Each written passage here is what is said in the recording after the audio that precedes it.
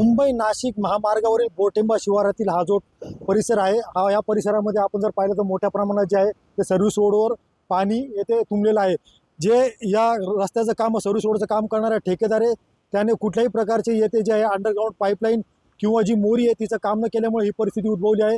तसं जर पाहिलं समोर जर आपण बघू शकता की एक शाळा आहे, त्या शाळेच्या परिसरात जे आहे ते पाणी शिरलेलं आहे आणि याच्या बाजूला जे आहे ते एक मोठं कॉलेज आहे।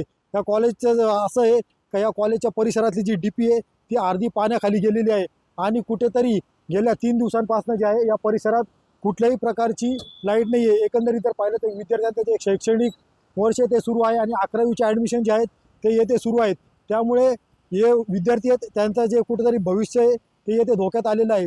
हे जे प्रशासन आहे त्यांनी वारंवार जे MSCBला निवेदनही दिलेलं आहे, मात्र त्याचा काही फायदा झालेला नाही आहे। आपल्याबरोबर जे आहेत येथील कॉलेजचे जे प्राचार्य आहेत रकीबे सर, आपण त्यांच्याकडनं जाणून घेऊयात का नेमका त्यांच्या समस्या काय आहेत। सर, काय समस्या तुम्ही काय सांगाल?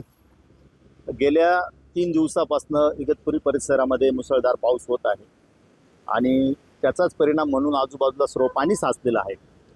इथून पूर्वी अशा प्रकारचा कधी आमच्याकडे प्रॉब्लेम झाला नाही, परंतु हा महामार्ग जो तयार करण्यात आलेला आहे त्याच्या कामामध्ये मला वाटतं काहीतरी त्रुटी राहिल्यामुळे महाविद्यालयाच्या बाजूला हे पाण्याचं तळ साचलेलं आहे आणि त्या पाण्यामध्ये आमच्या महाविद्यालयाच्या परिसरात असलेली जी MSCBची डीपी आहे ती डीपी जवळपास अर्ध्यावर पाण्यामध्ये गेलेली आहे।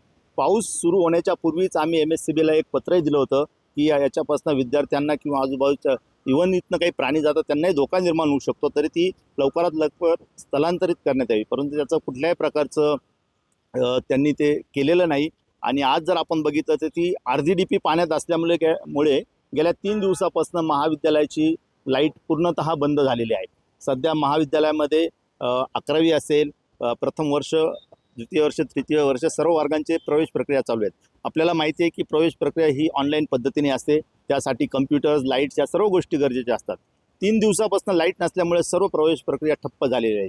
यामुळे 11वीचा आज शेवटचा दिवस आहे ऑनलाईन प्रवेश प्रक्रियेचा, विद्यार्थ्यांचं शैक्षणिक नुकसान होऊ शकतं। त्यामुळे प्रशासनाने लवकरात लवकर निदान आज तरी काहीतरी करावं आणि इथून पाणी कसं कमी होईल याच्यासाठी काहीतरी करावं आणि महाविद्यालयामध्ये जे काही विद्युत प्रवाह खंडित झालेला आहे तो सुरू कसा होईल यासाठी प्रशासनाने काळजी घ्यावी असं मला वाटतं।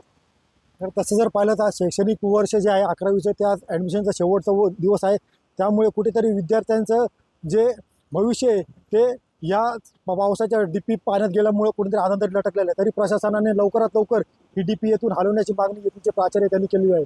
शैलेश पुरोहित, TV9 मराठी, इगतपुरी।